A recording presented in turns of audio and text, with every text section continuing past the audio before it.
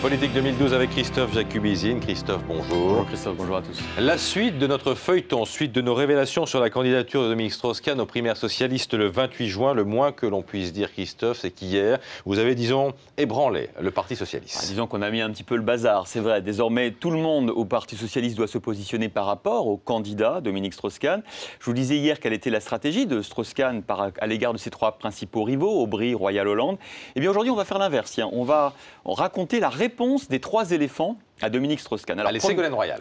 C'est la réponse de la bergère au berger, puisque vous savez que Dominique Strauss-Kahn essaye de la convaincre de se rallier à sa candidature, moyennant peut-être un poste prestigieux dans la future équipe. Il a donc envoyé un émissaire, un marieur, Bernard-Henri Lévy, le philosophe, qui connaît très bien les deux personnalités.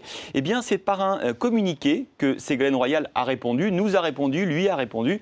Je dément formellement l'information diffusée ce matin sur votre média, selon laquelle je subirais des pressions de mon ami, elle confirme, Bernard-Henri Lévy, pour retirer ma candidature.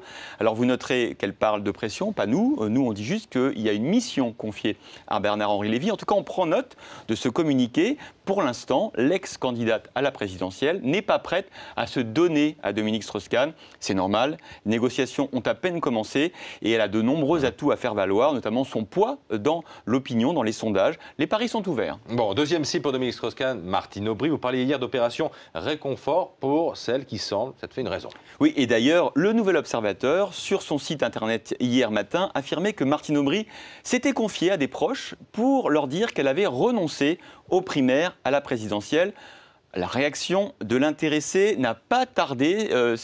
Voilà, je n'ai pas à démentir une connerie, pas la nôtre, celle du Nouvel Observateur, dit Martine Aubry. Je suis première secrétaire du PS. Le moment n'est pas encore totalement venu de faire du choix. Bon, qu'en est-il vraiment? Vous nous parliez aussi hier de l'éventuel renoncement quand même de Martine Aubry. Écoutez, je vous confirme, Christophe, que depuis quelques jours, elle fait ce genre de confidence à ses proches. Mais il reste plus de 2 mois à Martine Aubry et personne n'exclut, y compris parmi les Strauss-Kahniens, qu'elle se ravise à la dernière minute. Souvenez-vous, au Congrès de Reims, elle avait déposé sa candidature 3 minutes avant le gong. Et elle avait quelque part trahi l'accord avec Bertrand Delanoë, qui était candidat à devenir premier secrétaire. Martine Aubry est une tacticienne, pas une stratège, me confiait hier soir l'un de ses proches.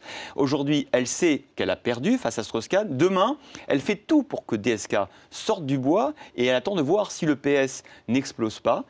Demain, si elle pense que DSK s'est usé en 2 mois, elle ira elle-même. Bon, troisième rival dans le radar de Dominique Strauss-Kahn, François Hollande. Vous nous disiez hier que DSK, enfin les proches de DSK avaient choisi la stratégie de l'intimidation et de la menace. Ce n'est pas rien. Et François Hollande m'a confié hier qu'il n'avait pas peur. Voici son SMS. Il n'y a pas de quoi avoir peur de Strauss-Kahn. S'amuse même le fanfaron Hollande.